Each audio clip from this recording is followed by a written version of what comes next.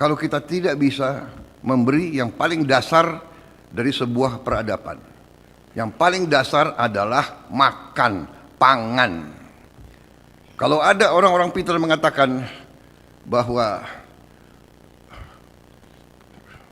ada yang lebih penting dari perut yang lapar, ya saya persilahkan, saudara-saudara.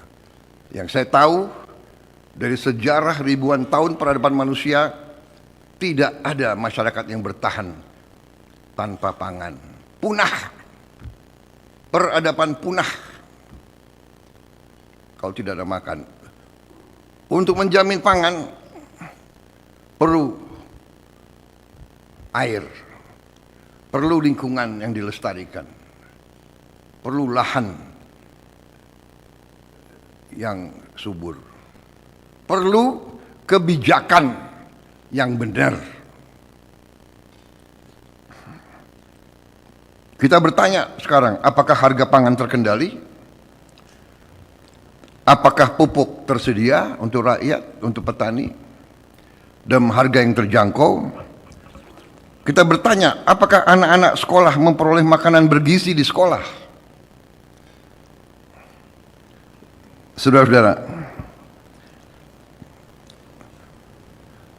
saya diserang karena ingin memberi makan bergizi untuk anak-anak Indonesia. Memberi makan untuk anak-anak Indonesia, untuk ibu-ibu hamil, untuk orang-orang lansia,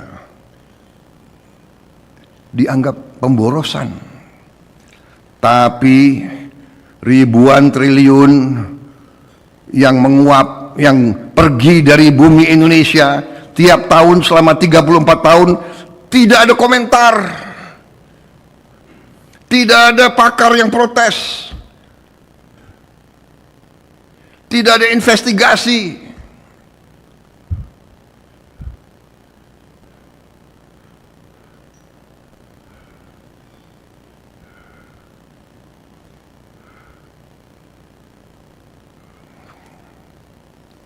Kita mau beri makan kepada anak-anak yang jelas-jelas minimal 1/4 anak-anak kita stunting. Sebagian besar juga tidak, banyak yang tidak makan berangkat sekolah.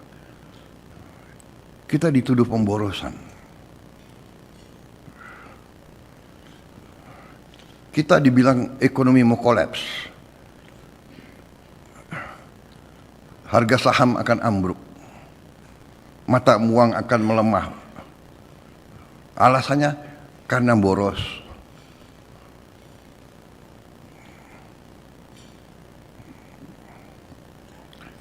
Saudara-saudara, saya punya keyakinan bahwa fundamental pemikiran ekonomi dan politik bernegara yang disusun oleh pendiri-pendiri bangsa kita, saya punya keyakinan bahwa itu masuk akal, benar. Undang-Undang Dasar 1945 lahir dari perjuangan lama, lahir dari pengalaman penjajahan, lahir dari imperialisme. Apa arti imperialisme? Imperialisme artinya adalah diambilnya kekayaan sebuah bangsa oleh bangsa lain.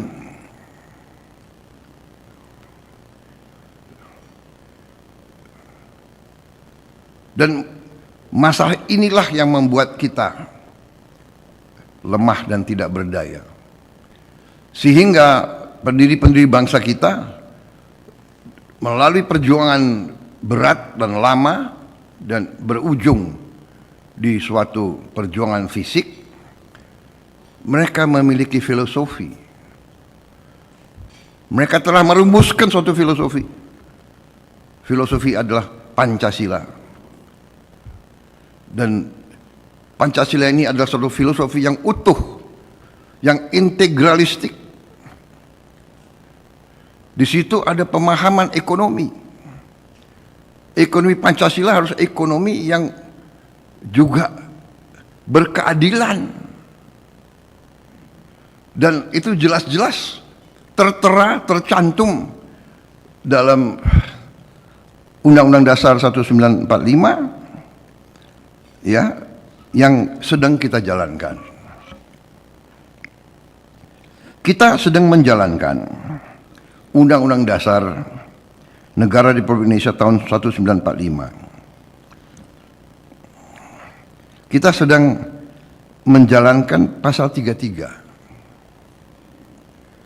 Perekonomian disusun sebagai usaha bersama berdasarkan azas kekeluargaan.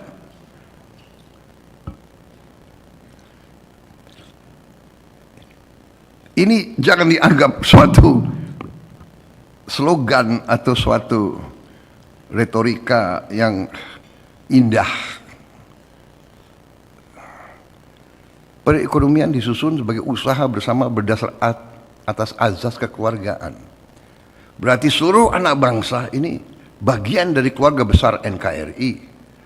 Tidak boleh ada satu elemen, satu pihak yang menindas pihak lain. Tidak boleh ada satu elemen yang memborong kekayaan bangsa sehingga yang lain tidak bisa nikmati. Ini arti daripada ekonomi berdasar atas azas kekeluargaan. Cabang-cabang produksi yang penting bagi negara dan yang menguasai hajat hidup orang banyak dikuasai oleh negara.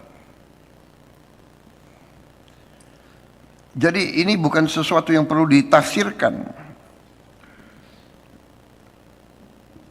Bumi, air, dan kekayaan alam yang terkandung di dalamnya harus dipergunakan sebesar-besarnya untuk kemakmuran rakyat. Harus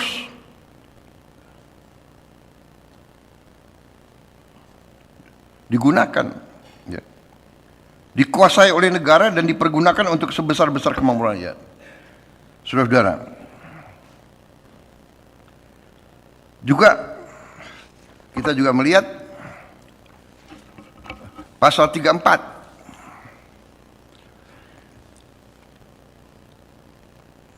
Ini perintah undang-undang, fakir miskin dan anak-anak yang terlantar dipelihara oleh negara. Ini sedang kita jalankan. Pasal 3 untuk mengamankan sumber daya ekonomi supaya kita dapat uang. Dari pasal 3 kita menjalankan pasal 34. Jadi itulah, kita tidak boleh membiarkan anak-anak orang miskin terus miskin. Kita tidak boleh membiarkan anak-anak tidak ada harapan sekolah.